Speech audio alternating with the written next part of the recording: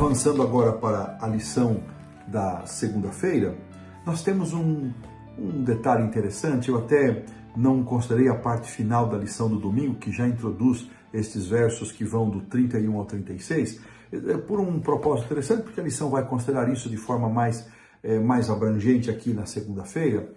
E se dos versos 22 ao 30, aqui o subtítulo na minha Bíblia diz Outro Testemunho de João Batista, essa seção do 31 ao 36 traz como título o Filho em relação ao mundo. Mas ela não deixa claro quem é que está falando o que está escrito nestes versos. Se é uma continuação da fala de João Batista ou se é um testemunho de João, o evangelista, o autor do evangelho.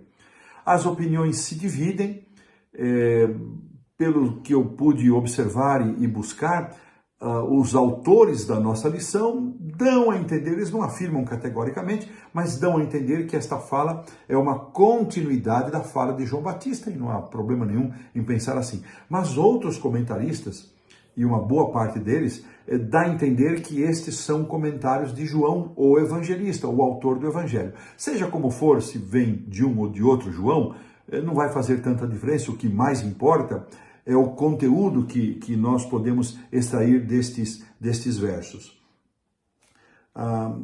E eles estão relacionados em grande parte com as expectativas que o povo judeu tinha a respeito do Messias. Seja João Batista emendando a sua fala, seja João fazendo o seu comentário, o contexto é esse. Qual era a expectativa que os judeus tinham para o papel do Messias? E aqui então, o que nós vamos encontrar é que outra vez vai aparecer esta expressão de testificar, de testemunhar, diz assim,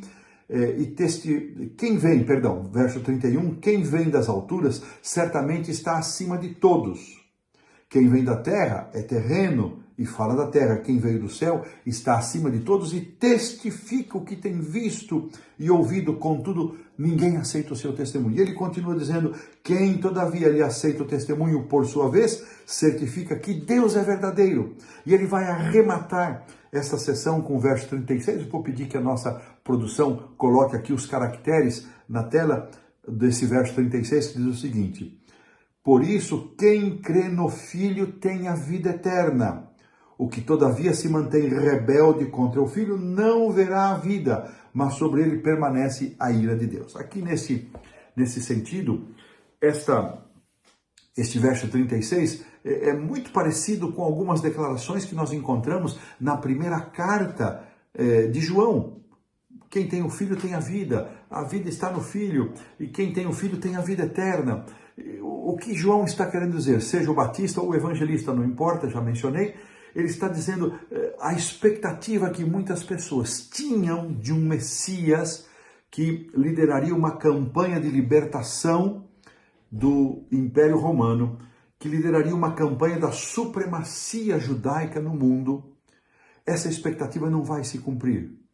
Este Messias, ele veio do alto para testificar das coisas daquele que o enviou. E aqueles que o aceitam, aqueles que o recebem, têm a vida eterna. E aqueles que o rejeitam, aqueles que não o aceitam, estão sob a ira. E esta ira de Deus, sempre vamos lembrar, a ira de Deus, o sinônimo de ira de Deus é o desprazer de Deus pelo pecado. Aqueles que rejeitam a Cristo, rejeitam a Deus, eles se colocam numa condição de rejeição divina e, consequentemente, de atrair sobre si a tristeza, o desprazer de Deus pela posição que escolheram acerca do pecado.